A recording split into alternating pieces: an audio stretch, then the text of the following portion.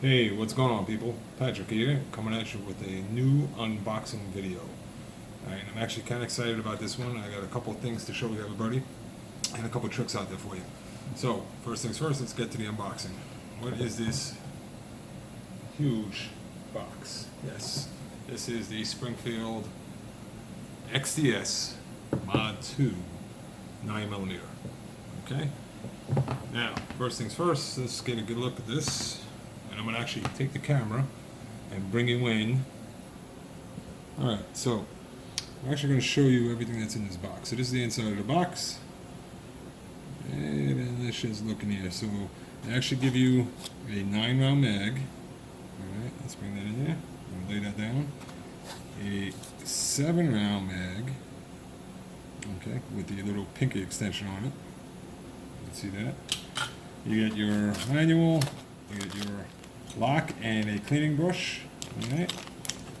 And this one is the one with the fiber optics, so you're going to get extra fiber optics in there, which is fantastic that they give you the extra ones. You also get another important safety manual that's in the back here. But let's get rid of the box and let's talk about the handgun a little bit more. Okay, so that was just a quick unboxing. First thing, I give kudos to Springfield for an excellent presentation. Those of you who watched some of my previous videos know that I'm a big stickler about what comes in the box and what, that they send you cardboard boxes on a lot of these gun manufacturers out there. This one is a $450 handgun, depending where you purchase it, and they actually give you a nice carrying case with it. So good job there, Springfield.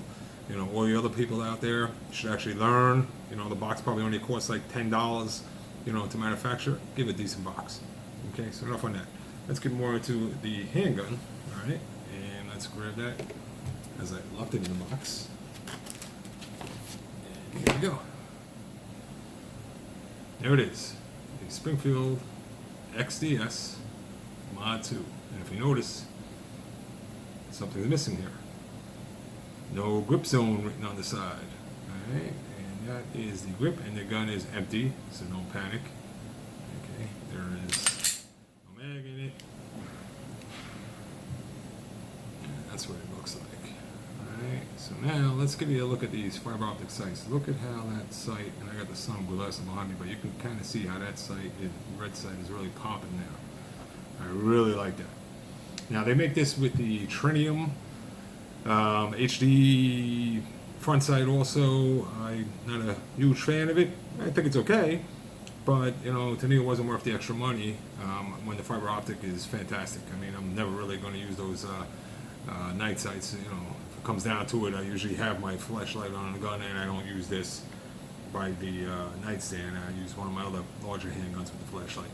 So enough about that. This is mainly for me to carry during the extremely hot summer months down here because it's so small.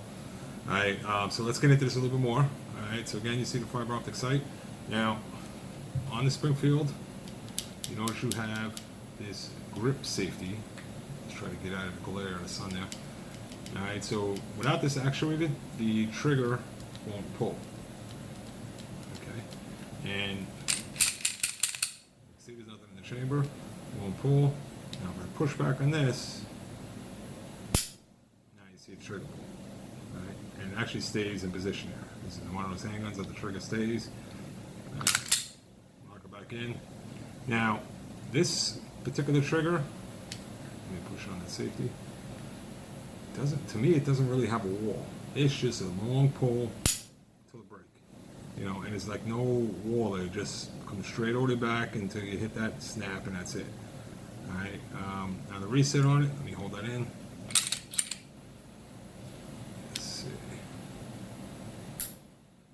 See, it's not that bad. Alright, so some of the other features here. Like I said, there's no grip zone written on the side. Great job. So with the 7-round pinky mag, again it's empty. I can get all my fingers around it. Okay, my pinky fits right in there. Now I don't have huge hands. I have probably medium-sized hands, and it fits right in perfectly. Right? And now they do have a little bit of an undercut over here, so it actually helps to get that pinky on there. But as you can see for me, the 7 round actually works out pretty good. You do have a beaver tail back there. Alright, so that keeps you from getting the slide bite. I'll show you that again. And it is ambidextrous on the mag release. Alright, so drop right out there and my normal way. Okay. They also give you this 9 rounder. Now, am I a big fan of the 9 round? I don't know. Set the camera focus. Because now we're getting into the range of a full-size grip with that 9 round. So, you know, to me, it's not worth it. You know, and I'll show you a good example. This is my M&P 2.0, and with that 9 rounder, they're pretty much dead on. And actually, it's actually a little bit longer than the M&P 2.0. We'll get into the size comparison in a second. So let's pop that one out. Again, the gun is empty. I love these fiber-optic sights. Now, to break these down, okay, it's a little bit different with these. So with the XDS, the little lever that's on the side here, you actually have to push it up. Okay, so I know the camera angle is going to be bad, so I'm just going to spin it around. We're going to lock back the slide. The slide is locked back, and what we do is we're going to push this up. I don't know if I can do this from this angle. There we go. Alright, so now you can see it's actually pushed up instead of standing pushed down way. Then we will release the slide, pull the trigger, and it comes right off. So that's what you look like on the inside there. Let's give you a closer look at that. It's pretty clean, good machining, regular dual recoil spring. And here is your barrel. Put that back, put the dual recoil spring back in. Put that locked in. Okay, so let's look at the rails. Alright, not bad for a small gun. Not very long, but not bad. Alright, I've seen better. The APX Centurion has some huge rails on it, you know, so this isn't as beefy as that, but again, this is the micro, as what I would consider a micro compact. Very thin handgun for these hot summer months. So let's slide this back in. Let's put that back together. Slide that all the way down. Lock back the slide, and you're gonna push that lever back. And I'm getting some wicked glare here. I'm sorry, folks. And we're back together. Actually, let's pause it and try to get it. All right, I'm back. And hopefully, I got rid of that little blast of sunlight in there. So, forgive me for that. Let's move this over. There's a lot of weight on this. And we're going to get into a size comparison. So we're going to drop the camera down a little bit so you can see the different handguns I have on the table. And let me know what your thoughts are. Hold on a second. Alright, so here is my M&P Compact 2.0. This is the 4-inch one. And yes, there is some white paint going down the sides. I actually color filled in the M&P. But that's for another video. Take a look at that one. I'll show you that, how to do that later on. Okay, so let's take this one. Let's put it next to there. Line up the back. And you can get a good look. So you got about a 1.5 finger difference in the grip height. Now this of course has the mag in, but let's put the, there's the 7 rounder. Okay. So you got probably about a quarter of an inch to 3/8 of an inch difference between the 2.0 M&P and these that has 15 rounds and the 7 rounder on the XDS. Now if you look at the barrels, big difference there. Okay, so pretty close to an inch difference. And I think this is 3.3 inches and this is 4 inches. Okay, so now let's take out the Beretta. And this is the Beretta Centurion. This also holds 15 rounds. And we're going to line that up. Now this one's a little bit shorter than the M&P. Let's change the order here. Line these all up here. Alright. So, as you can see, here's the XDS, the short one. There is the Centurion, and there is the M&P 2.0. Now, height-wise,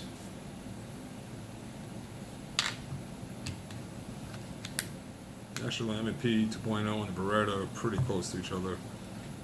Alright, but we're going to add one more into the mix here for you people. This here, this little baby, is my Sig P320 with the white small grip on it. Alright, that's the compact version. We're going to line that up. And this is pretty close barrel size to the M&P, a little bit taller than all of them. Alright. And there we go. So now let's take out two of them. And let's put this one up here so you can see the real contrast between the black and white. There is, everything's lined up in the back. And there's your difference over here. Look at that. Big difference. The camera focuses so. Okay. Alright, that is the Sig P320 compact with this small size grip. Okay. And yes, these guns do have mags in it, but they are not hot. Alright, they're not in the chamber. So that's why I'm not racking them. Okay. Big difference there, right? 15 rounds. Double stack. Here is the Centurion. Spin that around. There's the difference there. 15 rounds in the Centurion. Right, and let's see if you can see the difference there. And it's about a ½ inch, 3/4 inch in barrel length. ½ inch probably. Alright, so now this is what I'm talking about, trigger pull. So the Centurion's empty. See on this one, you hit that distinctive wall and then it just breaks. XDS, let me hold back that grip safely. There is no wall, it just keeps going until it finally snaps. Alright, I don't know if you've seen that. Let's do that again. There's no wall, it just goes. Okay? I'd probably say it's about a 6-pound trigger pull on this thing. Now, I will warn you, and I know this video is getting a little long, I do apologize. Press checks on this. This is very slippery in the front. I already got a little bit of slide bite on my hand. From when I was doing a press check actually on my thumb. My thumb slid right in, as you can see, right there, and it bit me. Alright, so just be careful if you're going to do press checks. This does have a loaded chamber indicator that will pop up when you get around in the chamber. Alright, and that's pretty much it on these. Now, there is something I wanted to talk to you about, and that is holsters. And this is something that holster companies will not tell you, Kydex holsters.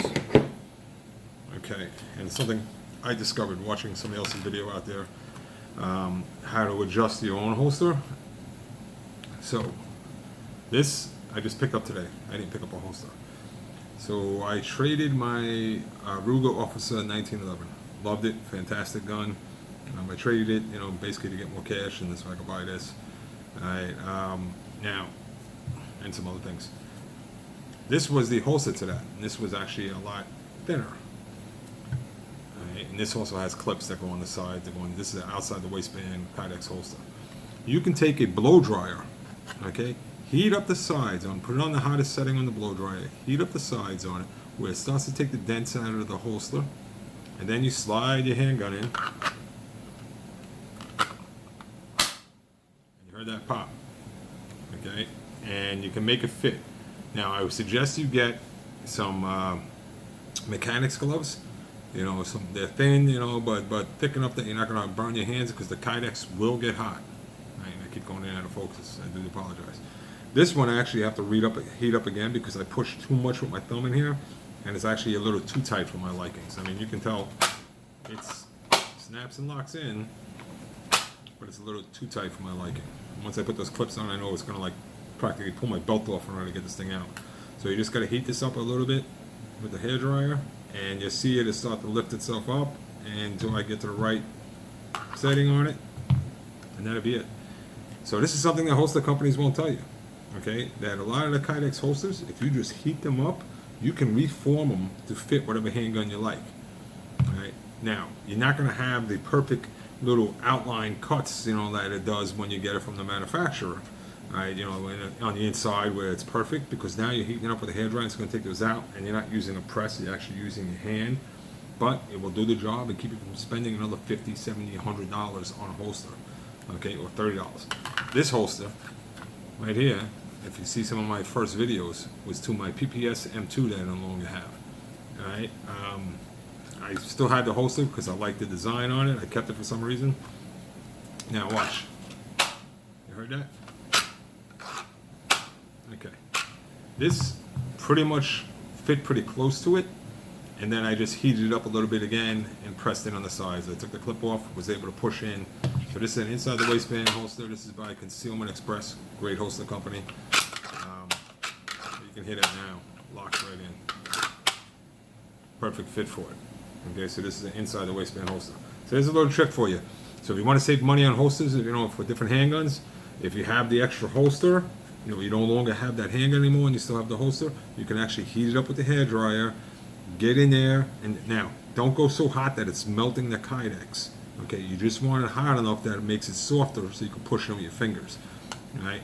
The other little trick is, after you push it in with your fingers and you get it to where you want it to be, stick it in the freezer for like 10 minutes afterwards, and it actually shrinks it down, makes it a little bit too tighter for you. Alright, so any questions or anything, please leave the comments below. Hope you guys liked the video. Sorry it was so long, but I figured I'd throw it out there. Alright, my opinion on the XDS, so far I like it a lot. I like the presentation, I like the box of it, I like the way it feels in the hand. I'm going to actually hit the range tomorrow, so I'll give you a follow-up video on that. Thank you much, and maybe tomorrow I'll show you how to paint the slide on like this M&P. Nice little trick on that. Have a great day. Hope you like the video.